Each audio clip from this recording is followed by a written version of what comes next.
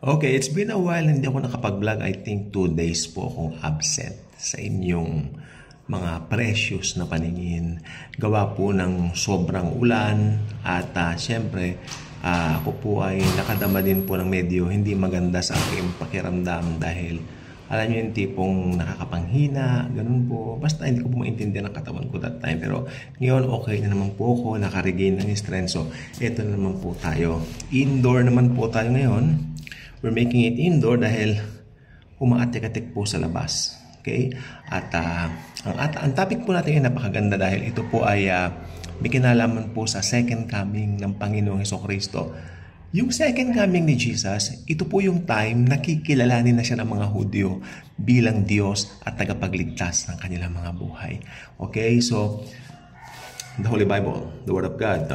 Nasaan po yung mga Bibles nyo? Come, open it with me sa Zechariah chapter 14. Dito muna po tayo. Bali, kakaiba po kasi ito. Chapter 14 muna, tapos talon tayo ng chapter 12 mamaya. Pabalik po tayo. Paliwanag ko po mamaya kung bakit. Kasi ganun po yung binabanggit ng talata. Okay? Hindi po siya chronological kasi nakasulat sa Bible. Hindi siya chronological order.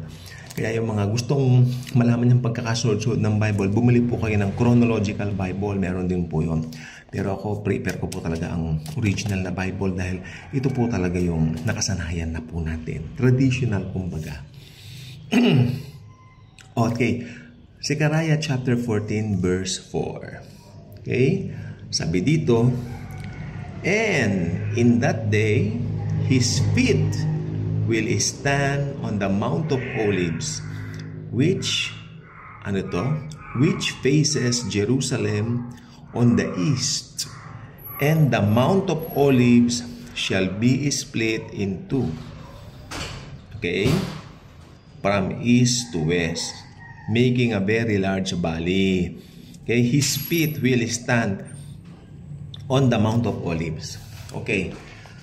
Sa rapture of the church po, hindi tatapak ang paa ni Jesus sa lupa.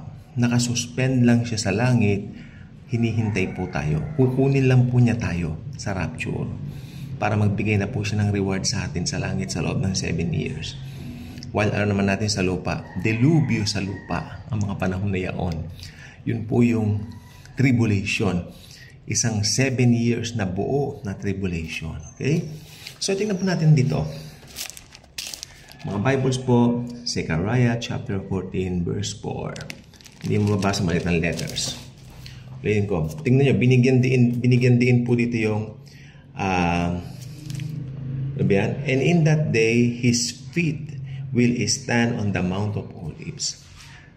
Si Jesus po nung pumanik sa langit sa Mount of Olives, maliwanag po ngayon, ang kanyang pagbabalik ay sa Mount of Olives din. Kung saan siya pumanik, doon din siya babalik.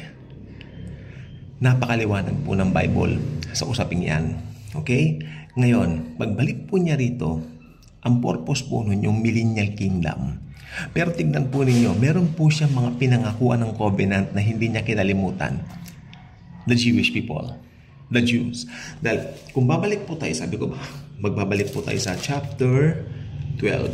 So ito na naman po tayo sa chapter 12. Yan, naka-highlight na po siya. Basahin. Hindi pa naman mapapasa. Okay, ako lang babasa. Ako lang. Okay.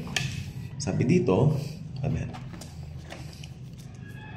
Zechariah chapter 12 verse 10. Yung filter na ba? Zechariah chapter 12 verse 10. Mga Bibles po natin please. And I will pour on the house of David and on the inhabitants of Jerusalem the spirit of grace and supplication. Then they will look on me whom they pierce. Whom they pierce. Siya yung pinierce, di ba? Siya yung nakapako tapos tinusok, inulus sa tigiliran. That's Jesus. So here, look at me whom they pierce. Yes, tingnan nyo. They will mourn for him as one mourns for his only son and grieve for him as one grieves for a firstborn. Hindi kasi nila kinilala ang Panginoong Jesus na Diyos at tagapagligtas nang siya'y pumunta rito. Matigas ang puso ng mga taong nabuhay nung unang panahon na yaon. Kaya hanggang ngayon may mga nagmamatigas pang puso.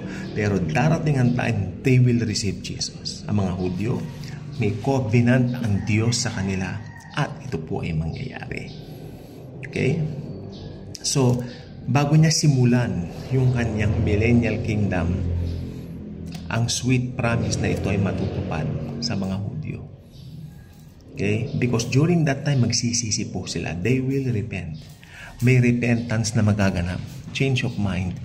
Ito pala ang Diyos na makapangyarihan sa lahat na nireject namin noon. So, tinatanggap na nila ngayon. Okay? So, yun po ang katotohanan ng Bible. Binabanggit ng Bible, they will receive Jesus as the Almighty God during that time. At maghahari po si Jesus sa buong mundo. Saan po ang pinaka-headquarters? Sa Jerusalem. Diyan po tayo. Kasama po tayo. Tayo po ay mga anak ng Diyos na minamahal niya. Kaya kahit saan po pumunta si Jesus na Diyos na makapangyarihan sa lahat, tayo po ay kanyang kasama. Napakagandang promise. Kaya ngayon, habang nandito tayo sa lupa, nandito tayo sa mundo, may mga bumabagkabag sa'yo, may mga parang mga bagay na up to now hindi mo mawari, hindi mo maintindihan. Lagay mo sa puso mo, Jesus loves you. Hindi ka pababayaan ng Panginoon, lalo na kung believer ka niya. Kung hindi ka pa believer, simple ang gawin mo, magdasal tayo ngayon. Tanggapin mo si Jesus bilang Diyos sa iyong buhay at maliligtas ka. Paniwalaan mo na namatay ang Panginoong Jesus sa krus. Okay? Binigay niya ang kanyang buhay para sa mundo. Paniwalaan mo namatay siya para sa iyo, na siya lang ang tanging daan sa langit, na walang ibang daan tungo sa langit at ang Panginoong Hesus lang ang tanging daan sa langit, maliligtas ka. Remember the jail? Sabi niya, what must I do to be saved? Sabi ni Pablo, receive Jesus as your very own personal Lord and Savior, and you will be saved, you and your household. May kasunod pa, you and your household. But first, you have to receive Jesus as your very own personal Lord and Savior. Okay? Magdasal tayo. Jesus, Almighty God, Almighty Lord, thank you dahil nakapanood ako ng Daily Good Vibes. Ginamit mo ang channel na ito para matuntun ko ang biyaya mo. Magpalain mo ang channel na ito, Lord Jesus, ang Daily Good Vibes. Lord Jesus, I receive you now as my very own personal God and Savior sa aking buhay.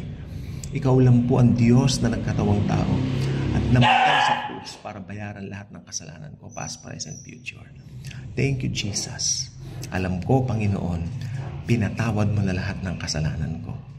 Ikaw lang po ang tupa na perfect. Sabi nga po ni John, walang pwede magbukas ng selyo maliban sa iyo. That because you are the Lamb of God who takes away the sins of the world. Thank you, Jesus. Be the driver and pilot of my life from now on.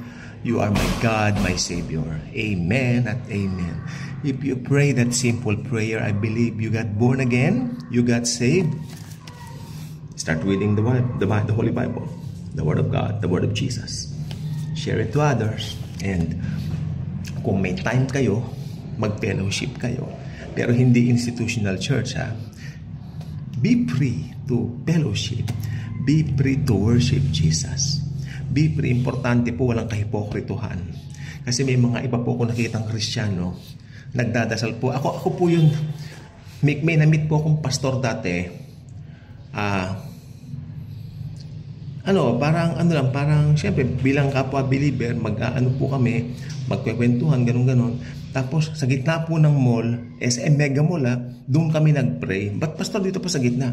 Para makita raw ng mga tao na Kristiyano kami.